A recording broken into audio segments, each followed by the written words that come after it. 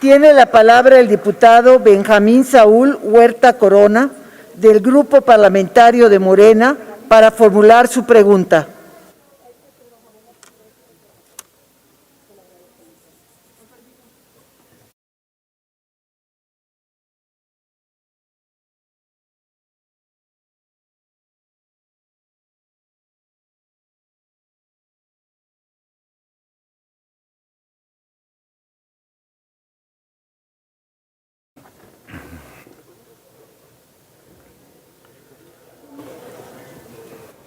Con su permiso, diputada presidenta. Ciudadano doctor Arturo Herrera Gutiérrez, sea usted bienvenido a esta soberanía.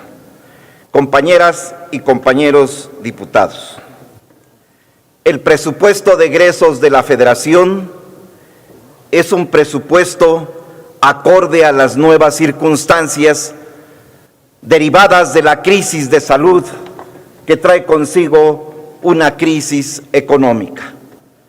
Contrario a lo que afirman los opositores a este gobierno, hoy vienen a darse baños de pureza cuando en el pasado despilfarraron el dinero a su antojo de manera discrecional y se enriquecieron a través de actos de corrupción.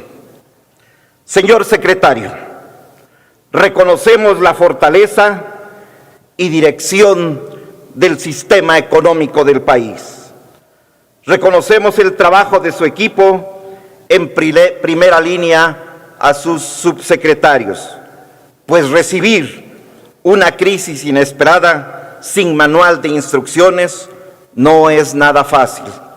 Y se necesita conocimiento, pero además sensibilidad política y compromiso con México. Incluyo en este reconocimiento al señor Procurador Fiscal Carlos Romero Aranda, quien ha pugnado por acabar totalmente con la defraudación y evasión fiscal, cuya labor recaudatoria ha sido de más de 30,000 millones de pesos por acuerdos reparatorios en beneficio de las finanzas públicas de nuestro país. Asimismo, el derecho humano a la vida y a la salud son prioridades del gobierno federal.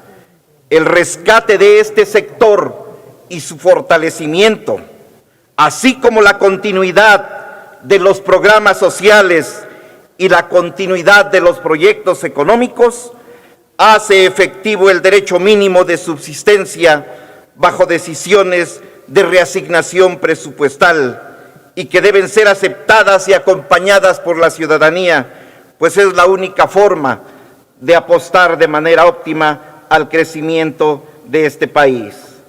En el tema de los fideicomisos, que ha generado polémica por parte de los actores de oposición de este gobierno, sin entender que no se trata de eliminar el apoyo a la ciencia, a la investigación, a la tecnología, a los desastres naturales, cobijados por estos rubros, es decir, continuarán siendo apoyados por el gobierno federal.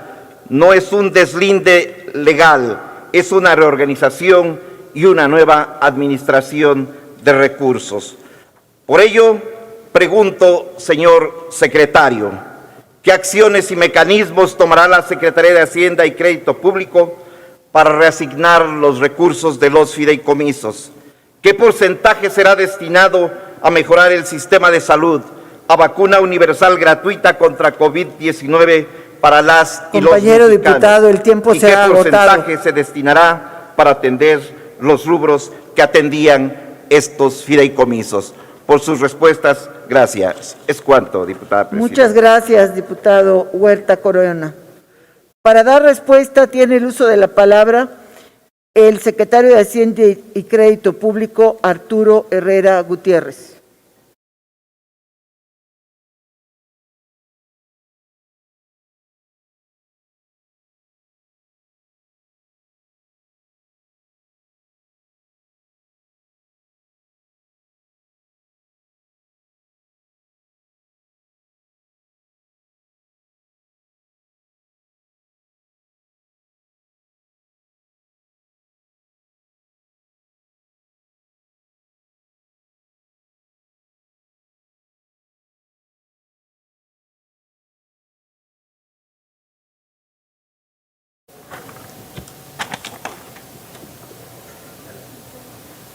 Diputada Presidenta, si me permite. Gracias, diputado Benjamín Saúl Huerta Corona. Respondo de manera puntual su pregunta con relación al uso de los fideicomisos, el destino, y además le agradezco porque entiendo que ha sido una de las constantes en las preocupaciones, no solamente de los congresistas, sino de los también en la opinión pública, en los periodistas, etcétera. Entonces, lo primero que yo quisiera hacer es una reflexión muy breve sobre por qué o bajo qué circunstancias pueden o no existir fideicomisos, cuál es la razón por la que han proliferado, por qué los queremos cambiar la utilización de ellos y hacia dónde se van a ir los recursos. Desde el punto de vista estrictamente presupuestal, la mayor parte de las dependencias tienen recursos asociados únicamente con un año de validez, es decir, si hubiera algún subejercicio al finalizar diciembre, esos recursos tendrían que regresarse al presupuesto. A lo largo de los años, muchas de las dependencias se dieron cuenta que si los recursos los ponían en un fideicomiso, podían cruzar el año fiscal. Ahora, ¿cuándo es válido? Bueno, pues cuando hay algún ente que tiene proyectos que cruzan los años fiscales. De manera natural, las dependencias, las empresas y entes como el IMSS y el ISSSTE lo pueden mantener en su propio patrimonio. Y esto me permite hacer esta distinción.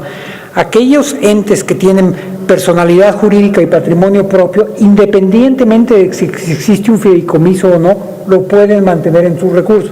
Esto es válido, como ya dije, para Pemex, para el ISSSTE, para el IMSS, etcétera, para el CFE, pero también es válido para entes como el Colegio de México, como el CIDE, como el CINVESTAB. Es decir, aun cuando se desaparezcan los recursos, ellos los pueden mantener para ir financiando sus necesidades.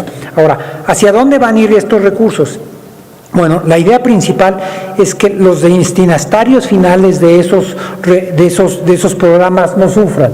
Voy a hacer una distinción muy clara. Por ejemplo, en investigación se pagan los apoyos del Sistema Nacional de Investigadores a través directamente del presupuesto. En el deporte y en las artes se pagan a través de fideicomisos del FONCA y del fideicomiso de alto rendimiento. Bueno, lo único que se hace, esas personas van a seguir recibiendo todo lo que estaba comprometido, nada más que va a llegar del presupuesto directamente y no a través del fideicomiso. Voy a ser aún más preciso.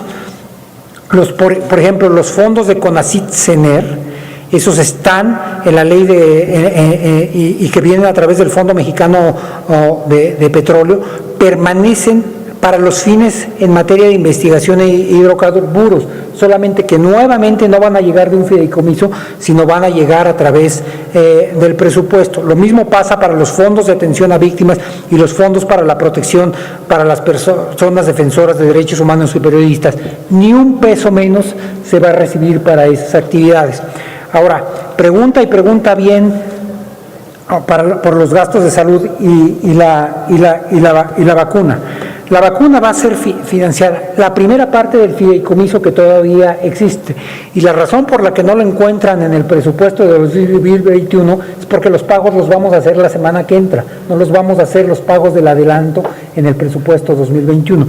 Los pagos posteriores van a ser contingentes al momento en que la vacuna esté disponible, y como señalaba yo en mi intervención inicial, van a ser a través de 3 tipos de contratos distintos. Uno, a través del mecanismo de COVAX, donde se tiene acceso a 18 iniciativas para la vacuna, a través de 2 contratos con empresas específicas y a través de 2 contratos bilaterales con algunos países. Muchísimas gracias.